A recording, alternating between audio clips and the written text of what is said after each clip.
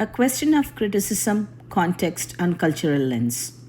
The debate around Durandhar and the review by The Economist is less about a single film and more about how cultures interpret each other's narratives. At its core, both sides are doing something valid, but also incomplete. Publications like The Economist are not wrong to examine how cinema intersects with politics. Films across the world, from Zero Dark 30 to American Sniper, have been critically analyzed for how they shape or reinforce national narratives. So, asking whether a film reinforces a political worldview, simplifies complex conflicts, or amplifies state aligned narratives is legitimate criticism. Cinema is not created in a vacuum. It reflects power, ideology, and public sentiment. Ignoring that would be intellectually shallow. The problem arises when critique shifts from analyzing the film to interpreting the audience. The suggestion that viewers are browbeaten into belief implies reduced individual agency, a homogenized national mindset, and limited capacity for critical thinking. That is a sweeping generalization. Audiences are rarely passive.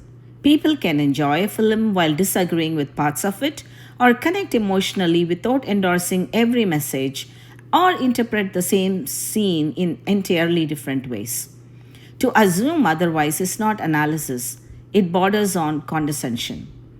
Any serious evaluation of a film like Durandhar must account for India's history with terrorism, including events like the 2008 Mumbai attacks and the 2001 Indian Parliament attack.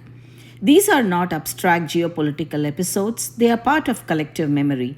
When audiences respond strongly to themes of retaliation or national security, it is not necessarily because they are influenced. It may be simply because the story aligns with what they have seen, heard, or experienced.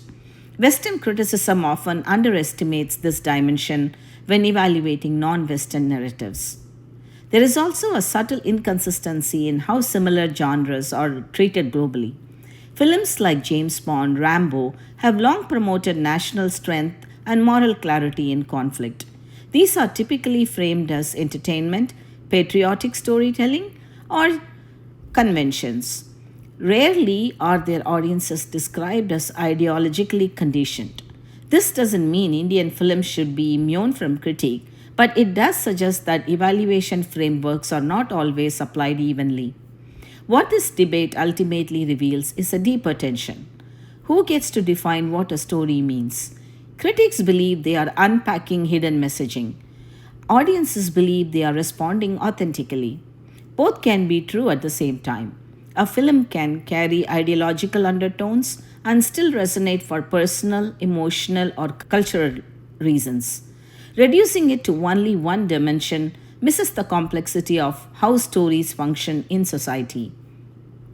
The review by The Economist raises valid questions about narrative and politics, but weakens its own argument by overreaching into assumptions about the audience.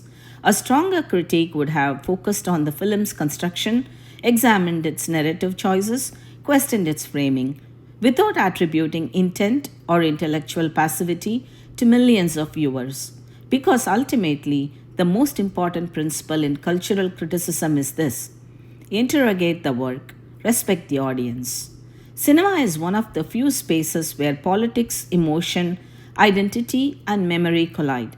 To understand why a film like Durandhar resonates, you have to look beyond ideology and into experience.